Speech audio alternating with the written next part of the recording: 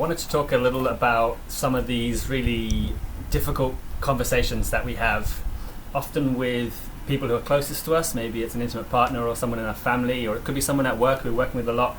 They're the kind of conversations where it feels like you're walking on a tightrope. So I'll demonstrate. I actually have a tightrope right here. You can't see it. You're just going to have to trust me. So, okay.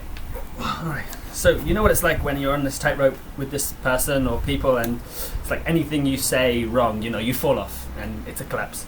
But it's made even more difficult when you have one of those kind of really challenging conversations and there's all these different balls in the air and there's some sensitive issues.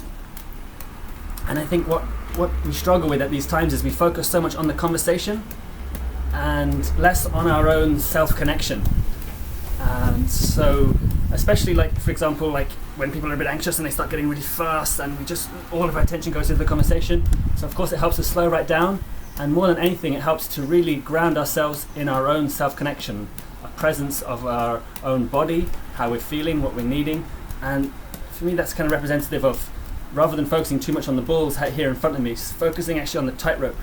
Because if I focus too much on the balls, I'm going to fall off. If I focus too much on the content of the conversation, I'm gone into emotional reaction, into all sorts of conflict, arguments. So I'm focusing and I'm trying to stay present with myself in my body and my balance, and I'm going to stay grounded.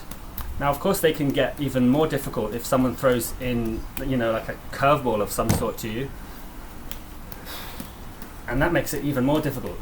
For example, someone might bring up an ex-partner or some bill you didn't pay 3 years ago or a job you didn't do or whatever.